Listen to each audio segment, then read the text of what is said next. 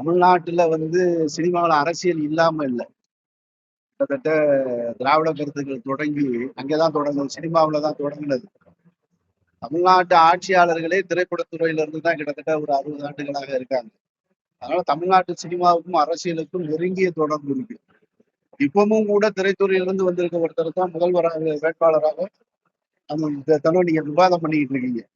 அதனால அதை தவிர்க்கவே முடியாது. என்னைய பொறுத்த மட்டும் இப்ப மாரிக்கும் எனக்கும் உள்ள வித்தியாசம் என்னன்னா, என்னுடைய திரைப்படங்கள்ல நான் அரசியல் குறைவா பேசுவேன். பொதுவெளியில அரசியல் தான் பேசுவேன், சினிமா பத்தி பேச மாட்டேன். அவர் பொதுவெளியில அரசியல் பேச மாட்டார். அவருடைய அரசியலே திரைப்படம் தான். அவர் அங்கிருந்து சொல்ல வருவார். இப்ப அதனால எனக்கு அவருடைய படமே அரசியல் போது அந்த அரசியல் படத்துல இருக்கிறது ஆட்டோமேட்டிக்கா எனக்கு அது கனெக்ட் ஆயிருது. வெற்றிமாறன் போன்றவர்கள் இவரெல்லாம் திரைப்படங்கள்ல தான் அரசியல் பேசுறாங்க. அப்ப நிச்சயமா ஒரு அரசியல் சார்ந்த மக்களோடு நெருங்குற ஒரு கேரக்டர் இருந்தா தான் நான் உள்ளே இன்வால்வ் ஆகணும். சும்மா நீங்க வாங்க ஒரு வில்லனா நடிங்க இல்ல டானா இருங்க அப்படின்னா எனக்கு முதல்ல மனசுக்கு நெருக்கமா இருக்காது. அது கரெக்டா அமையுது. அப்படி ஒரு கதாபாத்திரத்தை தான் இந்த பைசன் திரைப்படத்துல மாறி கொடுத்திருக்காரு. இன்னைக்கு தமிழகம் முழுவதும் அந்த கதாபாத்திரத்துக்கான அந்த நிஜ வாழ்ந்த ஒரு கதாபாத்திரத்தை அடையாளப்படுத்தி எடுத்திருக்கக்கூடிய அதுக்கு கிடைக்கிற வரவேற்பு என்பது அவருடைய கனவு. திரையரங்குகள்ல இன்றைக்கு சென்னையில இருந்து கிராமம் வரைக்கும், மெட்ரோபாலிட்டன் சிட்டில இருந்து கிராமம் வரைக்கும் அந்த வசனங்களுக்கு கைதட்டல் கிடைக்குது, அந்த காட்சிகளுக்கு கைதட்டல் கிடைக்குதுன்னா அதற்கான எழுத்து சிந்தனை மாறிவிடும். நான் ஒரு டூல் தான் எப்பவுமே சொல்லுவேன். ஒரு கருத்தியலாளனுக்கு ஒரு நடிகன் டூல் தான். ஒரு போர் வீரனுக்கு நடிகன் ஒரு வாள் தான். இது என்னுடைய கருத்து. சந்தோஷமா தான் இருக்கு. வெற்றிமாறன் தான் அதை முடிவு பண்ணணும். வெற்றிமாறன் எப்பொழுதுமே ஒரு ஷெட்யூல் முடிச்சுட்டு கூட கூப்பிடுவாரு. அவர் அப்படிப்பட்ட ஒரு ஆள் தான் அது. அப்படிதான் அந்த படத்துலயும் கூப்பிட்டாரு. நேற்று கூட ரொம்ப நேரம் பேசிட்டு இருந்தோம்.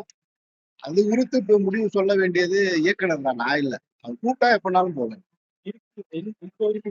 அது நான் சொல்ல முடியாது, அவர் தான் சொல்லணும். நான் இருக்குன்னு சொல்லிட்டு அவர் இல்லைன்னா இந்த உங்களுடைய வார்த்தையை நான் அதுக்கு அக்செப்ட் பண்ணல, நான் எதிர்க்கிறேன்.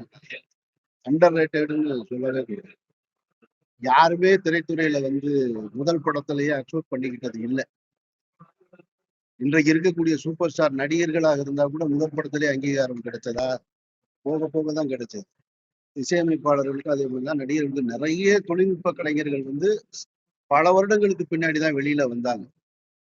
கிட்டத்தட்ட 10 வருட போராட்டங்களுக்கு பின்னாடிதான் விக்ரம் என்ற மாபெரும் நடிகன் இந்த தமிழ் சமூகத்துக்கு தோன்றிய. கமலஹாசன் என்ற ஒரு புறவி கலைஞன் ஒரு நடன இயக்குனராக இருந்து நடன கலைஞராக இருந்து அங்கிருந்து சின்ன சின்ன வேடங்களை நடிச்சுதான் உலக நாயகனா மாறி இருக்கு. அதனால அண்டர் ரேட்டட்ன்ற வார்த்தை ரொம்ப தவறானது. இன்னைக்கு தமிழ் சமூகம் தமிழ்நாடு மொத்தமாக கொண்டாடுகிற ஒரு இசையை நிவாஸ் கொடுத்திருக்காப்புல. அதனால நிவாஸ் இந்த திறமையாளன் அவர் காலத்துக்கு சினிமால இருப்பாருன்னு நான் நம்புறேன்.